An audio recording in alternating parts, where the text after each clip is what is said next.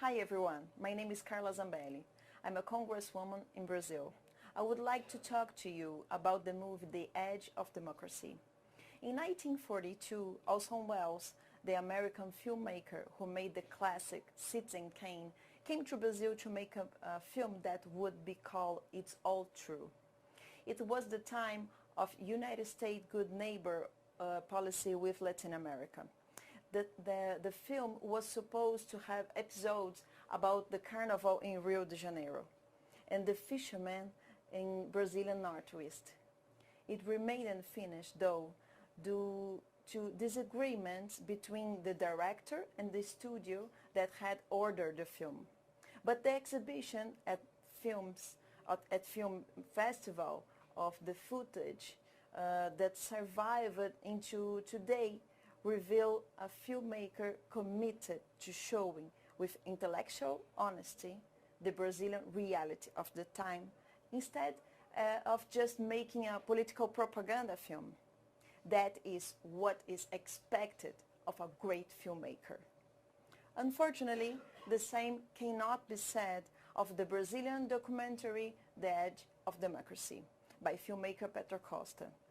What voters at the Academy of Cinema in Los Angeles may not know yet is that this documentary that now competes for the Oscars creates a fictional story about the political and economic crisis that led to the impeachment process of Dilma Rousseff in 2016.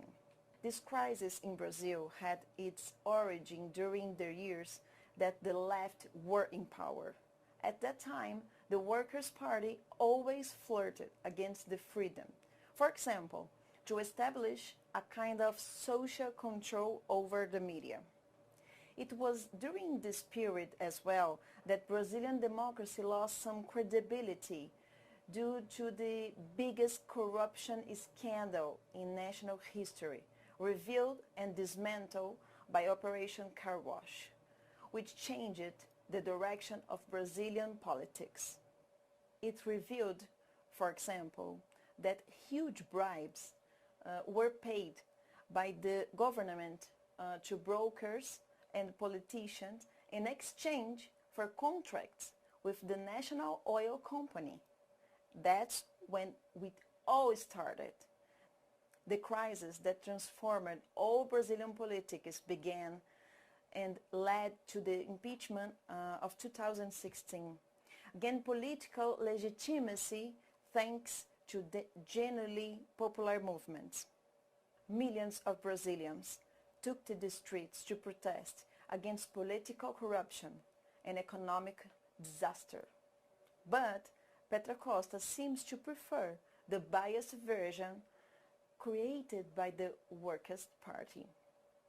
The same party, in fact, which since the beginning of the shooting had actively supported her documentary.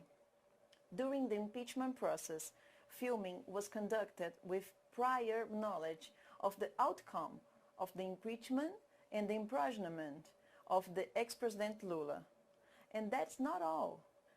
Faced with evidence that she had digitally altered his history photographs for inclusion in her documentary, Petra Costa ended up admitting that it was a personal view of history based on her own ideological convictions.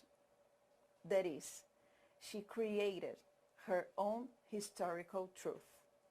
The problem is when there is an attempt to confuse history and fiction, as in the documentary in question, in which a lie is actually pretending to be true, and a political propaganda does not recognize itself to be just that, propaganda.